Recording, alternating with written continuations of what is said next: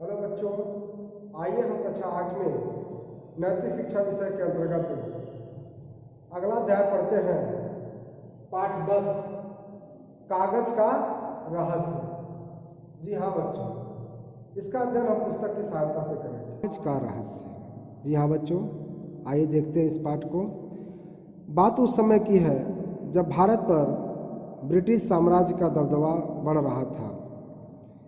यह उस समय की बात है जब अपने देश पर अंग्रेजी सरकार का दबदबा बढ़ रहा था। उस समय विजयगढ़ नामक एक राज्य में राजा नाहर सिंह राज्य करते थे। विजयगढ़ नामक एक राज्य था जहां राजा नाहर सिंह राज्य करते थे। एक दिन जब वे दरबार में बैठकर अपने मंत्रियों के साथ बातचीत कर रहे थे कि तभी उनका सेनापति सुजान सिंह दौड़ता दौड़ता वहां आया। एक दिन की बात है, राजा अपने दरबार में बैठकर अपने मंत्रियों से बात कर रहे थे, तभी वहां उनका सेनापति जिसका नाम सुजान सिंह था वह दौड़ता हुआ वहां आता है। वह बहुत परेशान लग रहा था। उसने सिर झुकाकर राजा को प्रणाम करते हुए कहा, महाराज, आपकी सभा में बाधा डालने के लिए मैं आपसे क्षमा चाहता हूँ। अपने सेनापति को परेशान देखकर राजा ने हैरान होकर पूछा, सुजान सिंह, तुम इतने परेशान क्यों लग रहे हो? जैसे ही वह सेनापति राज दरबार में आता है और अचानक से राज दरबार में जाने के लिए राजा से क्षमा मांगता है, तो तुरंत राजा को ऐसा लगता है कि निश्चित रूप से कोई न कोई समस्या है। इसीलिए वह सुजान सिंह से पूछता है कि तुम इतने परेशान क्यों हो? सुजान सिंह ने कहा, महाराज, मैं आपसे अकेले में एक बहुत ज़रूरी बात करना चाहता हूँ। कहता है कि महाराज, मैं आपसे अकेले में कुछ बात करना चाहता हूँ। सुजान सिंह की बात सुनकर राजा नाहर सिंह कुछ हैरान होते हुए बोले, सुजान सिंह, ऐसी क्या राज की बात है जिसे तुम सबके सामने नहीं कर सकते? तो सुजान सिंह बोला, महाराज, बात बहुत आवश्यक है जिसे सबके सामने बताना उचित नहीं होगा। सुजान सिंह कहता है कि महाराज, यह जो बात है सबके सामने बताना उचित नहीं होगा। सेनापति की बात सुनकर राजा नाहर सिंह अपनी सभा छोड़कर सेनापति को अपने साथ दूसरे कक्ष में ले गए। इतना कहने के बाद राजा ने अपने सेनापति को वहां से दूसरे कक्ष में ले गए। कक्ष में पहुंचकर राजा ने सेनापति से कहा, दूसरे कमरे में जाकर के राजा ने सेनापति से कहा, अब बताओ सुजान सिंह, मुझसे ऐसी कौन सी गुप्त बात करना चाहते थे जो सबके सामने नहीं कर सकते थे? राजा पूछता है कि कौन सी बात हो गई थी, क्या तुम बताना चाहते थे जो सबके सामने नहीं बता सकते हो? राजा की बात सुनकर सेनापति सुजान सिंह बोला, महाराज, कल मैंने एक ऐसे व्यक्ति को गिरफ्तार किया था जो खुफिया तरीके से छिपते छिपाते हमारे राज्य में घुसने की कोशिश कर रहा था। उसने एक व्यक्ति के बारे में बताया। कोई व्यक्ति था जो गलत तरीके से राजा के राज्य में घुस रहा था और इस सेनापति ने उसको पकड़ लिया था। जब मैंने उसकी तलाशी ली तो उसके थैले से मुझे एक कागज का टुकड़ा मिला। वह सेनापति उस कागज के टुकड़े को दिखाते हुए कहता है कि मैं उस आदमी की तलाशी किया तो यह कागज का टुकड़ा उसके थैले से मिला। यह कहते हुए सुजान सिंह ने अपने हाथ में पकड़ा कागज राजा नाहर सिंह के हाथ में पकड़ा दिया और वह कागज राजा के हाथ में दे दिया। राजा ने उस कागज को गौर से देखा और बोले, सुजान सिंह, इस कागज में तो केवल 3 चित्र बने हैं जिनका हमारे राज्य से कोई लेना देना नहीं। तुम इस छोटी सी बात पर इतना परेशान क्यों हो रहे हो? राजा कहता है कि ये तो इसमें कोई विशेष बात नहीं है, इन कागज में तुम इतना क्यों परेशान हो रहे हो? राजा का प्रश्न सुनकर सेनापति बोला, महाराज, मुझे भी इस कागज में कोई बात छिपी हुई नहीं लगती, परंतु आज जब मैं उस कैदी से मिलने जेल में गया तो वह मुझसे मरा हुआ मिला। वह सेनापति कहता है कि मुझे इस कागज में कोई संदेह नहीं है, लेकिन मैं जब उस कैदी से मिलने गया तो कैदी मरा हुआ मिला, इससे मुझे कुछ संदेह हो रहा है। उसने अपनी अंगूठी में छिपे विष को खाकर आत्महत्या कर ली। सेनापति बताता है राजा से कि अंगूठी में वह विष छिपा के रखा था, जिसको खा करके उस कैदी ने आत्महत्या कर ली। तब से मेरा संदेह बढ़ गया है कि उस व्यक्ति और इस कागज में अवश्य कोई रहस्य छिपा है। सेनापति कहता है, जब से वह व्यक्ति मरा है तब से मुझे संदेह होने लगा है कि अवश्य ही कोई इसमें रहस्य छुपा हुआ है। मुझे लगता है कि वह व्यक्ति या तो हमारे किसी शत्रु का जासूस था या कोई ऐसा व्यक्ति जो हमारे राज्य की शांति और व्यवस्था को भंग करना चाहता था। सेनापति कहता है, उसको देखकर ऐसा लगता है कि निश्चित रूप से वह हमारे राज्य में कोई नुकसान पहुंचाने के नियत से ही आया है।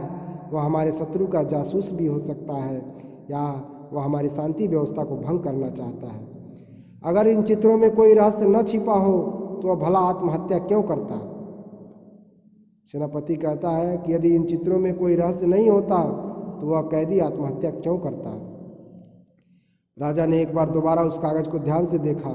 उस कागज पर 3 चित्र बने थे। राजा पुनः उस कागज को देखता है और उस कागज पर 3 चित्र बने थे। पहले चित्र में एक बूढ़ा आदमी ठंड से कांप रहा था। पहले चित्र में क्या था? एक बूढ़ा आदमी ठंड से कांप रहा है। दूसरे चित्र में वही बूढ़ा आदमी आग के सामने बैठा था और तीसरे चित्र में वह खुश लग रहा था। दूसरे चित्र में वह आग के पास बैठा है और तीसरे चित्र में वह बहुत खुश दिखाई दे रहा है। तीनों चित्रों को ध्यान से देखने के बाद राजा कुछ देर तक सोच में डूबे रहे, परंतु उन्हें उन चित्रों में कोई रहस्य नजर नहीं आया। राजा ने बहुत प्रयास किया, लेकिन उन चित्रों से कोई गुप्त रहस्य बाहर नहीं आ सका। जब वे उन चित्रों का रहस्य नहीं समझ पाए तो उन्होंने सेनापति से कहा, मुझे तो इन चित्रों में कोई रहस्य नजर नहीं आता, इन्हें तुम अपने पास ही रखो और यदि तुम इस कागज में छिपे रहस्य को समझ पाओ तो मुझे अवश्य बताना। राजा वह कागज सेनापति को दे देता है और कहता है कि मुझे इस कागज से कोई चीज़ समझ में नहीं आ रहा है, यदि तुम्हें कुछ समझ में आए तो ज़रूर बताना। इतना कहकर राजा ने वह कागज सेनापति सुजान सिंह को लौटा दिया। आगे सेनापति ने कहा, ठीक है महाराज, मैं इस कागज को अपने पास रख लेता हूँ और इस पहेली को सुलझाने की कोशिश करता हूँ। राजा के कहने के बाद उस कागज को सुजान सिंह अपने पास रख लेता है और कहता है कि मैं इस पहेली को सुलझाने का पूरा प्रयास करूँगा, परंतु मेरी आपसे प्रार्थना है कि जब तक यह रहस्य सुलझ न जाए तब तक इस विषय पर आप किसी से भी बात न करें। सेनापति ने कहा कि महाराज, मेरा एक आग्रह है, मेरा एक निवेदन है आपसे कि जब तक मैं इस मामले को सुलझा न लूँ आप इस बात को किसी से भी नहीं कहेंगे। राजा ने सेनापति की बात पर सहमति जताते हुए कहा, ठीक है सुजान सिंह, परंतु अगर तुम्हें इस पहेली का उत्तर मिल जाए तो मुझे अवश्य बता देना। राजा कहता है, ठीक है, मैं किसी से नहीं कहूँगा, लेकिन तुम्हें जैसे ही इस पहेली के बारे में कुछ पता चलता है तो तुम मुझे अवश्य बताना। सेनापति ने राजा को प्रणाम करते हुए कहा, महाराज, जैसे ही मुझे इस बारे में कुछ पता चलेगा तो मैं आपको ज़रूर बताऊंगा। यह कहकर सुजान सिंह अपने घर की ओर चला गया। इतना कहने के बाद सुजान सिंह अपने घर को चला जाता है। अपने घर पहुंचकर सेनापति कुर्सी पर बैठकर उस कागज पर बने चित्रों को गौर से देखकर उसमें छिपे रहस्य को ढूंढने की कोशिश करने लगा। बहुत ध्यान से देख करके उस चित्र को और अपने गुत्थियों को सुलझाने का प्रयास करने लगा, परंतु बार बार देखने पर भी उसे कागज में विशेष बात नजर नहीं आई। बहुत प्रयत्न किया लेकिन उसे भी कोई सफलता हासिल नहीं हो पाई। सुजान सिंह पूरा दिन उसी कागज को बार बार उलट पलट कर देखता रहा। उस कागज को पूरा दिन भर वह देखता रहा। वह जितना उन चित्रों को देखता वह उनमें और उलझ जाता। जितना ही वह चित्रों को देखता उतना ही वह उलझता चला जा रहा था। इसी परेशानी में पूरी रात सो भी नहीं पाया, परंतु सुजान सिंह ने हिम्मत नहीं हारी और उस रहस्य को सुलझाने की कोशिश में लगा रहा। फिर भी सुजान सिंह हिम्मत नहीं हारी, हार नहीं मानी और उस रहस्य को सुलझाने में लगा रहा। जब सुजान सिंह की पत्नी ने अपने पति को एक कागज में उलझा हुआ और परेशान देखा तो उसे बहुत हैरानी हुई। सुजान सिंह को परेशान देखकर उसकी पत्नी बहुत हैरान हुई। पहले उसने सोचा कि शायद उसके जब सुजान सिंह की पत्नी ने अपने पति को एक कागज़ में उलझा हुआ और परेशान देखा तो उसे बहुत हैरानी हुई। जब सुजान सिंह की पत्नी अपने पति को परेशान देखती है तो उसे बहुत हैरानी होती है। पहले उसने सोचा कि शायद उसके पति जो काम कर रहे हैं वो बहुत ज़रूरी हो। पहले तो उनको लगा कि उसके पति जो काम कर रहे हैं बहुत ज़रूरी हो, लेकिन बहुत समय बाद भी सुजान सिंह को उसी कागज़ में उलझा हुआ देखकर उसे सुजान सिंह से पूछा। बहुत देर तक अपने पति को उलझा हुआ देखने के बाद सुजान सिंह की पत्नी ने अपने पति से पूछा, इस कागज़ में ऐसा क्या है जो आप 2 दिनों से इसको लेकर बैठे हैं? इसमें क्या है जो आप 2 दिन से इसको लेकर के बैठे हैं और परेशान हैं? अगर आप मुझे इस बारे में बताएं तो शायद मैं आपको कुछ मदद कर सकूं। इतना उसकी पत्नी कहती है। सुजान सिंह की पत्नी एक होशियार और सुधड़ स्त्री थी। सुजान सिंह यह जानता था कि उसने कागज़ पर अपनी नज़रें गड़ाए हुए ही अपनी पत्नी से कहा, मुझे लगता है कि इन चित्रों में ज़रूर कोई रहस्य छिपा हुआ है। मैं उसी रहस्य को खोजने की कोशिश कर रहा हूँ। सुजान सिंह की पत्नी जो है बहुत होशियार थी और सुजान सिंह अपनी पत्नी को उस कागज़ को दिखाते हुए कहता है कि इन चित्रों में ज़रूर कोई रहस्य छिपा है जिसको मैं बहुत प्रयास कर रहा हूँ लेकिन समझ नहीं पा रहा हूँ। सुजान सिंह की बात सुनकर उसकी पत्नी ने वह कागज़ अपने हाथ में लिया और उन चित्रों को देखकर बोली, जिस प्रकार आप पहले चित्र में बैठे बूढ़े की तरह परेशान लग रहे हैं, उसी प्रकार आप खुद को दूसरे चित्र में बैठे बूढ़े व्यक्ति को स्थान पर रखकर बिल्कुल वैसा ही कीजिए जैसा इन दोनों चित्रों में दिखाया गया है। मुझे विश्वास है कि ऐसा करने पर आपकी समस्या अवश्य हल हो जाएगी। सुजान सिंह की पत्नी कहती है कि जिस तरीके से चित्र में दिया हुआ है उसी तरह से आप खुद उसी तरह से करके आप देखिए, निश्चित रूप से कोई न कोई आपकी समस्या का समाधान मिल ही जाएगा। अपनी पत्नी की बात सुनकर सुजान सिंह ने सोचा, शायद मेरी पत्नी ठीक कह रही है, मुझे उसकी सलाह मान लेनी चाहिए। अपनी पत्नी की बात सुनने के बाद सुजान सिंह को ऐसा लगा कि मुझे अपनी पत्नी की बात मान लेनी चाहिए। यह सोचकर सुजान सिंह वो कागज़ लेकर आग के पास बैठ गया। फिर क्या था, सुजान सिंह उस कागज़ को लेकर ठीक उस कागज़ पर बने चित्र की भांति सुजान सिंह भी आग के पास जा कर के बैठ गया। आग की तेज रोशनी में कागज़ पर बने चित्र और भी स्पष्ट हो गए। आग की रोशनी के कारण कागज़ पर जो चित्र बने हुए थे और स्पष्ट हो गए और साफ दिखाई देने लगे।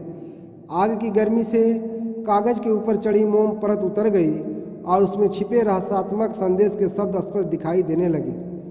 जैसे ही आग के पास बैठा गया सुजान सिंह के द्वारा, तो आग की गर्मी के कारण जो ऊपर के मोम थे वह हट गए और इससे जो भी संदेश उसमें लिखे थे वह साफ साफ दिखाई देने लगे, जिसे आसानी से पढ़ा जा सकता था। यह देखकर सुजान सिंह बहुत खुश हुआ।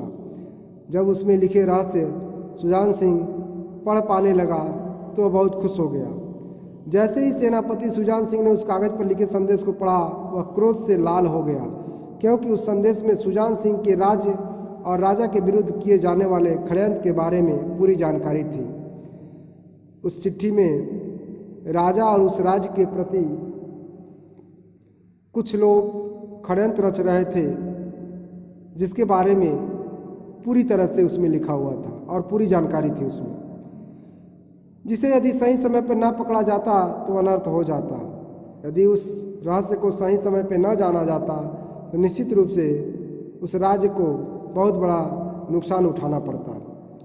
संदेश पढ़ते ही उसने एक क्षण भी गंवाए बिना अपनी वर्दी पहने और अपने राज्य के शत्रुओं का खात्मा करने के लिए निकल पड़ा। अगले दिन सूर्योदय होते ही पूरे राज्य में आग की तरह यह खबर फैल गई कि सेनापति सुजान सिंह ने राज्य के प्रधानमंत्री तारक देव को गिरफ्तार कर लिया है। और अगले दिन बहुत तेजी से खबर फैला कि उस राज्य का जो प्रधानमंत्री तारक देव था उसको गिरफ्तार कर लिया गया। सभी जानते थे कि सेनापति सुजान सिंह और प्रधानमंत्री तारक देव के संबंध अच्छे नहीं थे। बात दूसरी होने लगी। क्योंकि तारक देव और सुजान सिंह के तालमेल अच्छे नहीं थे, उनमें अक्सर मतभेद हुआ करते थे। इसलिए सब लोगों ने सोचा कि सेनापति ने जानबूझकर प्रधानमंत्री को किसी साजिश में फंसा दिया। फिर सारे लोगों के दिमाग में बात बार बार जा रही थी कि हो सकता है कि सेनापति जानबूझकर प्रधानमंत्री को फंसा दिया है।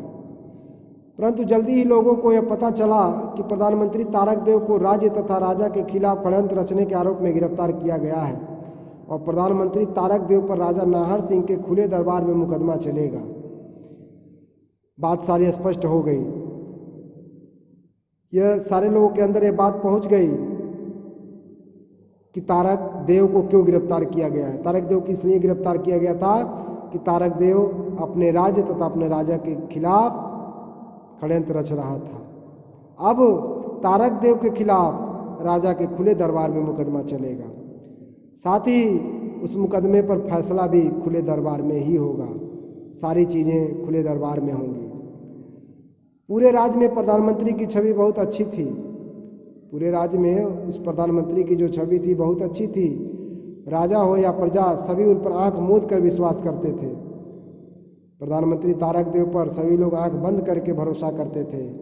इसीलिए किसी को भी प्रधानमंत्री द्वारा किए गए षड्यंत्र की बात पर विश्वास नहीं हुआ। प्रधानमंत्री क्या षड्यंत्र रच रहा था, किसी को कोई पता नहीं चल पाया।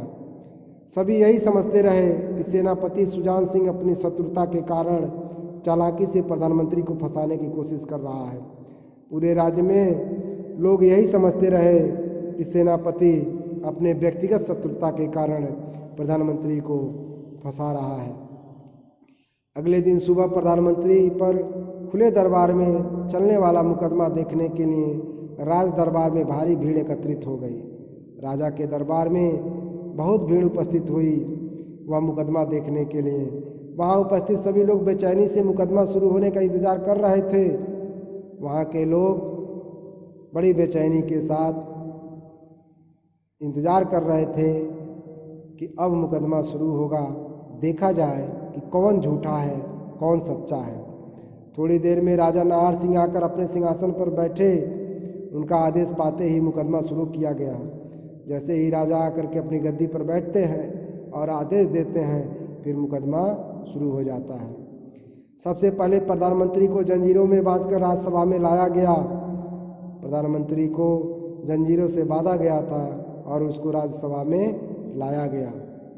उसके बाद सेनापति सुजान सिंह ने राजा से आज्ञा लेकर वह कागज हाथ में लिया जिसमें चित्र बने थे। फिर राजा से सेनापति ने आज्ञा लिया और उस कागज को अपने हाथ में लिया जिस पर वह चित्र बने हुए थे और जोर जोर से सबके सामने पढ़ने लगा। वह कागज एक पत्र था जिसमें लिखा था। वह कागज का टुकड़ा एकमात्र कागज नहीं था, बल्कि वह एक पत्र था जिसमें राजा के खिलाफ षड्यंत्र बनाया गया था। वो सारी बातें उसमें लिखी हुई थी। उस कागज में क्या लिखा था देखिएगा। प्रिय मित्र कर्नल जोसेफ, मैं आपकी योजना से बिल्कुल सहमत और खुश हूँ। प्रिय मित्र कर्नल जोसेफ, मैं आपकी योजना से बिल्कुल सहमत हूँ, खुश भी हूँ। मेरे अगले पत्र में आपको हमारे राज्य की पूरी जानकारी मिल जाएगी। अर्थात कहने का मतलब साफ हो गया बच्चों, यह जो प्रधानमंत्री तारक देव था वह अंग्रेज़ों से मिल गया था और अंग्रेज़ों से अपने राज्य की खुफिया जानकारी जो है साझा कर रहा था, जिससे युद्ध शुरू होने पर आपके लिए वह युद्ध जीतना आसान हो जाएगा। उस प्रधानमंत्री ने चिट्ठी में लिखा था कि अगले पत्र में मैं आपको जो सूचना दूंगा उसमें पूरी जानकारी आपको मिल जाएगी, जिससे आप जब युद्ध करेंगे तो आपको आसानी होगी। मैं इस राज्य का राजा बनना चाहता हूँ। उसने भी लिखा था कि मैं इस राज्य का राजा बनना चाहता हूँ। युद्ध जीतने के बाद मैं इस राज्य का आधा हिस्सा आपको दे दूंगा। प्रधानमंत्री अपनी चिट्ठी में लिखा था कि जब युद्ध हम लोग जीत जाएंगे तो इस राज्य का आधा हिस्सा आपको दे दूंगा। आप बस युद्ध की तैयारी करें। आपका तारक देव नाम के साथ चिट्ठी स्पष्ट रूप से लिखा हुआ था। और सेनापति इस चिट्ठी को पूरी सभा में पढ़ करके सुनाया। राजा ने ध्यान से उस पत्र को देखा और हैरान रह गए। राजा उस पत्र को देख करके हैरान रह गए, क्योंकि उस पत्र में तारक देव के हाथ की ही लिखाई थी। राजा इस बात से और हैरान थे कि यह चिट्ठी खुद तारक देव ने अपने हाथ से लिखी थी। यह देखकर राजा सोचने लगे, यह देख करके राजा सोचने लगे तो इस कागज का यह रहस्य है, और अचानक मुस्कुरा दिए।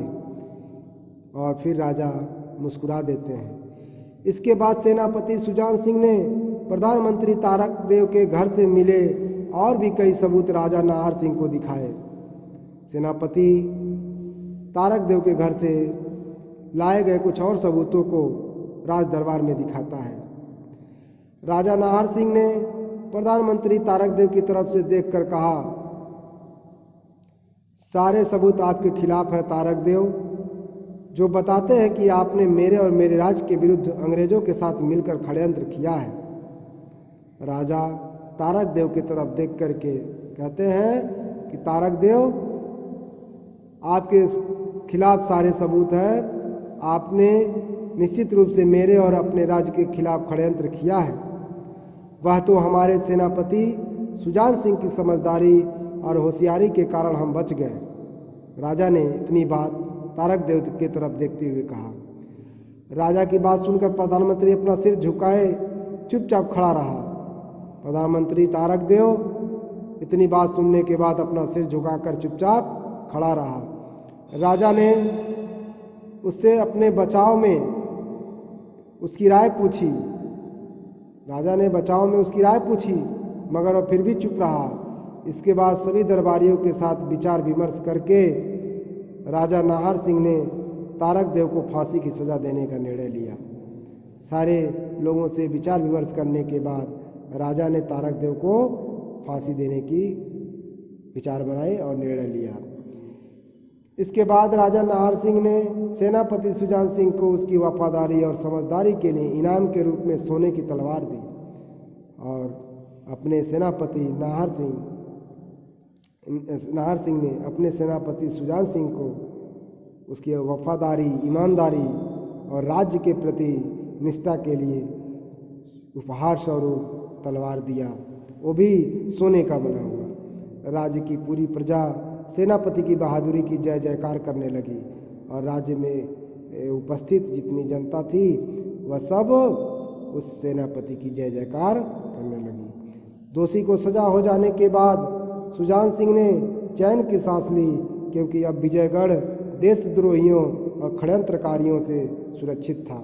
अब सुजान सिंह चैन की सांस लिया, क्योंकि अब वह अपने राज्य को देशद्रोहियों से सुरक्षित कर लिया था। पुरस्कार पाकर सेनापति सुजान सिंह बहुत खुश था।